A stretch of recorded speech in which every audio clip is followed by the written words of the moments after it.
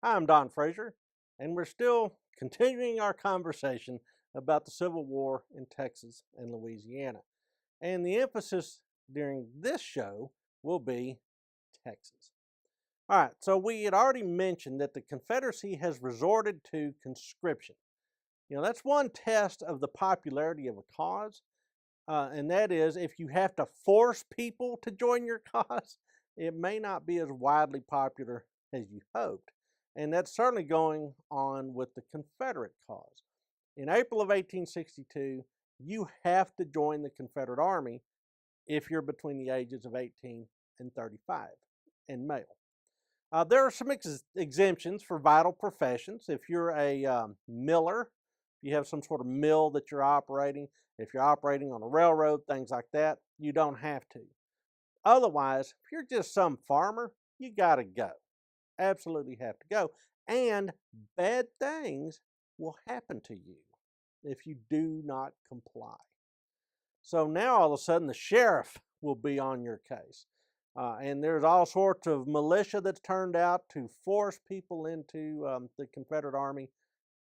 This is now a rather draconian measure that is sweeping across the hoped for Confederate nation. But one of the things that it does is it creates almost an acid test for finding out if you have closet unionists still hanging around.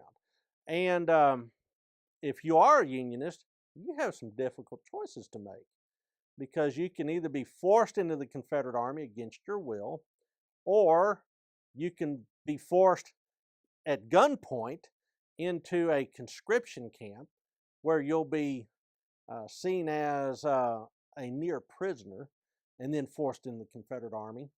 Or you can try to lay low and hope nobody notices you. It's easier to do in places like Texas than it is in much of the rest of the Confederacy. Or you can make a run for it.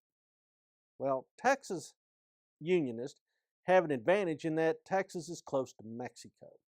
So in the summer of 1862, there are very promising signs for Union adherents, Union loyalists in Texas. These promising signs are the flag has been planted in Louisiana. New Orleans, the largest city of the Confederacy, is now in federal hands. And federal forces seem to be enjoying the upper hand on the lower Mississippi, northern Mississippi, around Corinth. There's an army there. Nashville is now in Union hands. Things look to be going well in Virginia. So perhaps now's the time to make your move. So Texas Unionists start plotting ways to get to at least Mexico and at best all the way to New Orleans. Well, in Texas, you have a lot of Unionist support up in North Texas, and a lot of Unionist support in the hill country of Central Texas, and a smattering down in South Texas, a little bit in East Texas. Well, in the summer of 1862, the Germans in the hill country of Texas, the ones that really had no beef with the federal government, no real love for the Confederacy, decide to gather up, and those that are military age were going to make a move to try to get across the Rio Grande into Mexico. The center of this activity is the small town of Comfort. And there, first week in August, a bunch of guys leave their ranches, their shops, their farms, gather together, and about 68 of them head towards the crossing of the Rio Grande around Piedras Negras, Eagle Pass.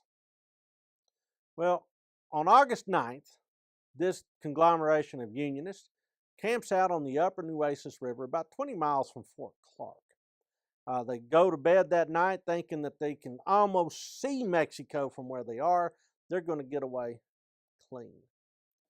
Daybreak the next day, August 10th, they wake up to find Confederate pistols in their faces. And in fact, the Confederates open fire and they end up slaughtering 28 of these Unionists. Now, the Germans did their best to fight back. They killed 2 of these Confederates, wounded another 18. But this gathering of Unionists scatters. What this goes to show is that Unionism is present even in the furthest reaches of the Confederacy.